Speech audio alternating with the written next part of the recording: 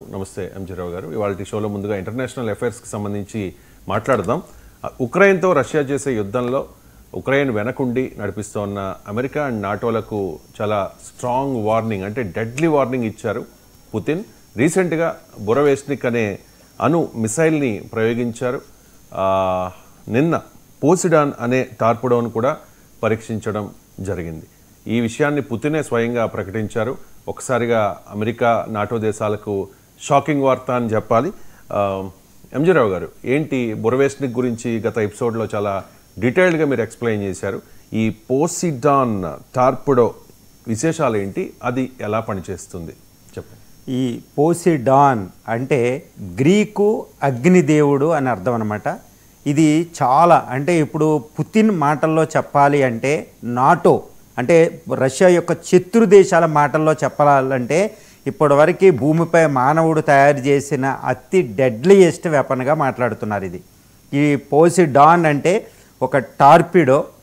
ఇదేంటంటే ఇది కూడా న్యూక్లియర్ పవర్తో తయారవుతుంది. న్యూక్లియర్ పవర్ అంటే ఫ్యూయల్ న్యూక్లియర్ రియాక్టరే ఉంటుంది దీంట్లో. అదేవిధంగా న్యూక్లియర్ బాంబులు తీసుకెళ్తుంది, అది కూడా థర్మో న్యూక్లియర్ బాంబ్స్ని తీసుకెళ్తుంది. ఇది ప్రపంచంలో ఇది ఒక డెడ్లీయెస్ట్ అంటే ఒక తిరుగులేని ఇన్విన్సిబుల్ వెపను. పుతిన్ మాటలో చెప్పాలంటే ఇది అన్రైవల్డ్, దీనికంటూ ఇంకా కౌంటర్ పార్ట్లు కూడా లేరు. ఇట్స్ ఎ మ్యాచ్లెస్ వెపన్ అని చెప్తున్నారు. పోసిడాన్ అంటే ఫస్ట్ ఈ వెపన్ యొక్క విశిష్టత చెప్పాలంటే అసలు మిలిటరీ ఎక్స్పర్ట్స్కే కళ్ళు తేలేసే పరిస్థితి అనమాట. మిలిటరీ ఎక్స్పర్ట్స్ దోజు అంటే defence analyst, military weapons experts అనేవాళ్ళే అసలు మాటలు తట్టుకోలేకుండా ఉన్నారన్నమాట. ఎందుకంటే ఇంతటి వెపన్లు అసలు రష్యా ఎలా తయారు చేసింది గత 1 వీక్లో చూస్తే ఆయన న్యూక్లియర్ డ్రిల్ ఒకటి, ఆ తర్వాత బొరివేస్నిక్ మిసైల్ ఒకటి, RS-24 మిసైల్ ఒకటి ఆయన ప్రయోగించి చూపించారు ప్రపంచానికి, నాది ఇలా ఉంటుంది రష్యా అని. ఇప్పుడు అందులో ఒక కోవకు వచ్చింది. అంటే లాస్ట్ 2018 నుంచి పుతిన్ ఒక భయంకరమైన 6 వెపన్స్ని డిక్లేర్ చేశాడు ప్రపంచానికి. అందులో అతి భారీ వెపన్ ఇది. దీనికోసం చెప్పాలంటే ఇది న్యూక్లియర్ సునామీ తెచ్చే వెపను.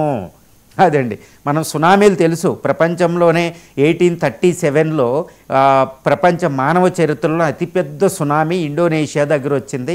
ఒక పెద్ద వాల్కనో పేలితే వచ్చిందనమాట. అటువంటి సునామీని తయారు చేసి అంటే ఈ వెపన్ని సముద్రంలో 200 మీటర్ లోపు పేల్చడం వల్ల వచ్చే సునామీ ఎంత ఉంటుందంటే 2 మెగాటన్ హైడ్రోజన్ బాంబు పేలుస్తుంది ఈ యొక్క పోసిడాన్ అనే టార్పిడో. న్యూక్లియర్ అంటే అండర్ వాటర్ డ్రోన్ అని కూడా అంటారన్నమాట దీన్ని. ఇది పేలిస్తే లండను, న్యూయార్కు, పారిస్ లాంటి, టోక్యో లాంటి కోస్టల్ సిటీస్ అన్నీ ఒకేసారి సముద్రంలో సునామీలో మిగిలిపోతాయి. ఎంత సునామీ వస్తుందంటే 1000 అడుగుల సునామీ వస్తుందన్నమాట. 1000 అడుగులు అంటే సుమారు 350 మీటర్ల ఎత్తులో, 1000 అడుగుల ఎత్తులో సునామీ వస్తుంది. ఆ సునామీ ఆ సముద్ర తీర ప్రాంతం వస్తే లండన్ మునిగిపోతుంది. సుమారు ఉక్రెయిన్ యుద్ధం మొదలైన తర్వాత ఒక Russia defence analyst, defence scientist యూకేని వార్నింగ్ ఇవ్వడం జరిగింది. మీ లండన్ సిటీ, మీ యూకే మేము ప్రయోగించే ఒక అణు సునామీలో మునిగిపోబోతుందని డైరెక్ట్గా వార్నింగ్ ఇవ్వడం జరిగిందండి యూకేకి. ఆ వెపన్ని ఈరోజు ప్రయోగించి చూపించారు పుతిన్ గారు. ఆ వెపన్ పేరే పోసిడాన్. ఇది ఎంతటంటే దీన్ని ప్రయోగించడం ఎలా అంటే దీన్ని అణు జలంతర్గాముల ద్వారా ప్రయోగిస్తారు. న్యూక్లియర్ సబ్మెరైన్ ఆల్రెడీ రష్యా చేతిలో ప్రపంచంలోనే అతిపెద్ద న్యూక్లియర్ సబ్మెరైన్ పేరే బొల్గరాడో. మన ఇండియా అరిఘాట్ యొక్క న్యూక్లియర్ సబ్మెరైన్స్ బరువు 7500 టన్నులు. అంటే నీటిని పక్కన పెడితే ఇది సుమారు 24,000 టన్నులతో ఉంటుందండి. వరల్డ్స్ డెడ్లీయెస్ట్ అండ్ భయంకరమైన అతిపెద్ద న్యూక్లియర్ సబ్మెరైన్ బొల్గరాడో. దాని ద్వారా ఈ పోసిడాన్ వెపన్ వేస్తారు సముద్రంలో.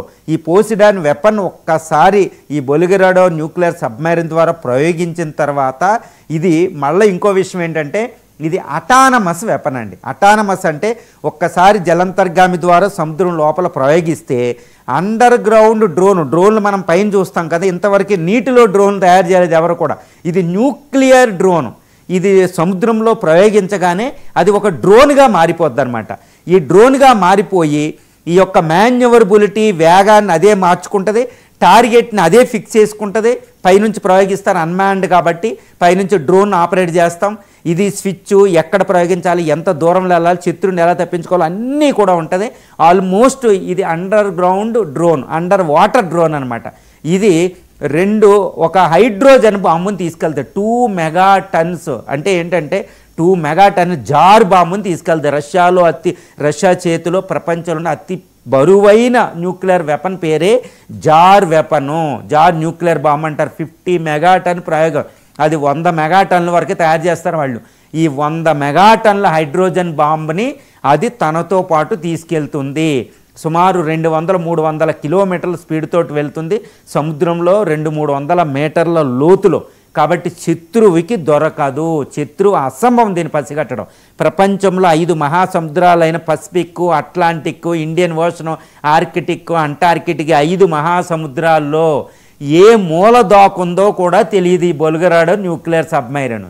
దాంట్లోంచి ప్రయోగించేది దీన్ని ఎందుకు ఉపయోగిస్తారో కూడా పుతిన్, డిఫెన్స్ ఎక్స్పర్ట్స్ చెప్తున్నారు. నాటో కూడా చెప్తుంది.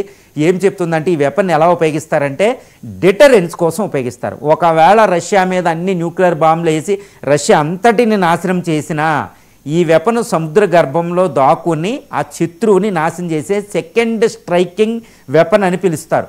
ఈ వెపన్ రష్యా చేతిలో ఉంటే శత్రువు ఎప్పుడు సైకలాజికల్గా రష్యాతో యుద్ధం చేయడానికి రాడు. ముఖ్యంగా నాటో దేశాలు అమెరికాకి భయానిక ఒక రకంగా ఒళ్ళు గొగురు పొడిచే ఒక పెద్ద విషయం అండి. వాళ్ళు తట్టుకోలేకపోతున్నారు. ఇప్పుడు ట్రంప్ కూడా దానికి ఎలా రియాక్ట్ అవ్వాలో కూడా తెలియదు. నిన్న ప్రయోగించిన బొరివిష్నిక్ మిసైల్కి ఈరోజు వెపన్కి ఏం చేయాలో తెలియక ట్రంపే అంటున్నాడు, ముందు ఇవన్నీ వెపన్స్ ఆపేసి ఉక్రెయిన్తో శాంతి ఒప్పందం చేసుకుందామని మాట్లాడుతున్నారు. ఆయన అంటే ఎంతటి భయోత్పాతాన్ని క్రియేట్ చేస్తుందో చూడండి. ఎందుకంటే ఈ వెపన్ ఒక్కసారి ప్రయోగిస్తే ఎంటైర్ న్యూయార్క్ సిటీ, అంటే 1 కోటి మందికి పైగా పాపులేషన్ ఉన్న న్యూయార్క్ సిటీ, లండన్ సిటీలు సముద్రంలో సునామీలో కలిసిపోతాయి. అది కూడా న్యూక్లియర్ వింటర్లో, అంటే న్యూక్లియర్ రేడియేషన్తో వచ్చే సునామీ. ఏదో ప్రకృతి తుఫాను కాదండి. 1000 అడుగులు 350 మీటర్ల ఎత్తున వస్తుందన్నమాట. దీన్ని ఏమంటారంటే సిటీ కిల్లర్ అంటారు. ఈ పోసిడాన్నే సిటీ కిల్లర్ వెపన్ అంటారు అన్నమాట. ఎంటైర్ సిటీ, తర్వాత శత్రు దేశాల యొక్క కోస్టల్ ఏరియా అంతా నిర్మానుష్యం అయిపోతుంది. అసలు మనుషులు అనేవాళ్ళు జీవించడానికి ఉండరు.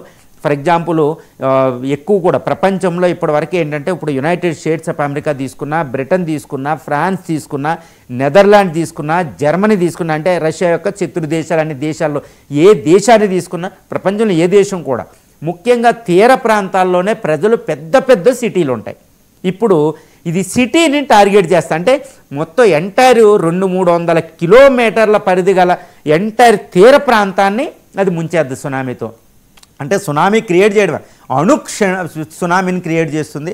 ఇది డెడ్లీయెస్ట్ వెపన్ అని చెప్తున్నారు ఇప్పుడు నాటో, అమెరికా, ఈవెన్ పుతిన్ గారు కూడా చెప్తున్నారు. అన్రైవల్డ్ అండ్ మ్యాచ్లెస్ అండ్ ఇన్విన్సిబుల్ అనే పదాలు ఉపయోగి. ఇన్విన్సిబుల్ అంటే ఓడింప సఖ్యం కాని మిసైల్. తర్వాత అన్మ్యాచ్డ్ అంటే ఇలాంటి వెపన్ ఇంకోటి లేదు. అన్రైవల్డ్ అంటే దీనికి ఆపోజిట్ ఇంకోటి ఇలా ఆపుదామని లేదు. ఇంకో శత్రు దేశాలు ఆపడానికి కుదరదు. ఎట్టి పరిస్థితులు అది ప్రయోగిస్తే నాశనమే. అది మిరువు టెక్నాలజీ అనే దాంతో కూడా ఉపయోగిస్తుంది. తర్వాత న్యూక్లియర్ బాంబు, హైడ్రోజన్ బాంబులను ప్రయోగిస్తుంది.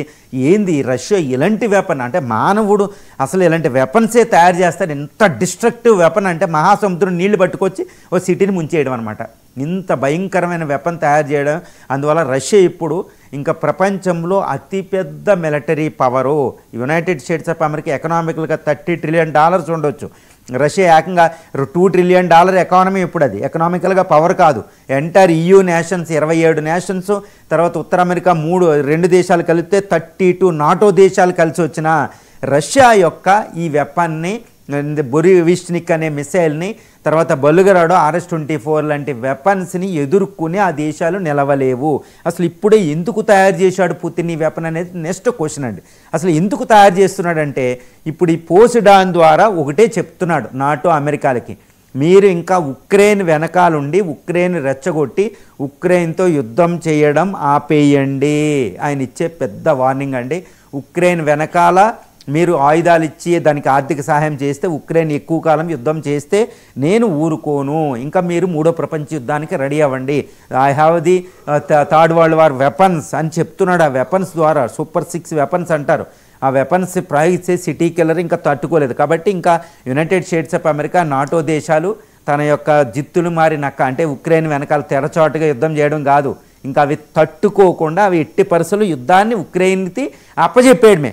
ఉక్రెయిన్ టోటల్గా నాకు స్వాధీనం చేయండి, లేకపోతే ఉక్రెయిన్ యుద్ధాన్ని నేను ఆపను, ఉక్రెయిన్ యుద్ధం మీరు ఆపండి, లేదా థర్డ్ వరల్డ్ వార్ రెడీగా ఉండి ఎవరు పోతారు అని పుతిన్ను ఛాలెంజ్ చేసి చెప్తున్న వెపన్స్ 2 యునైటెడ్ స్టేట్స్ ఆఫ్ అమెరికాతో అంతకు ముందు ఆయనకు ఒప్పందాలు ఉండేయండి. న్యూక్లియర్ వెపన్స్ తగ్గుదల స్టార్ట్ 1972 ఒప్పందం ఒకటి, ప్లూటోనియం వీటిని సప్లైకి సంబంధించిన వెపన్ ఒకటి, తర్వాత స్టార్ వార్స్కి సంబంధించి ఒప్పందాల్లోంచి పుతిన్ బయటకు రావడం జరిగింది అమెరికా విధించిన ఆంక్షలతో.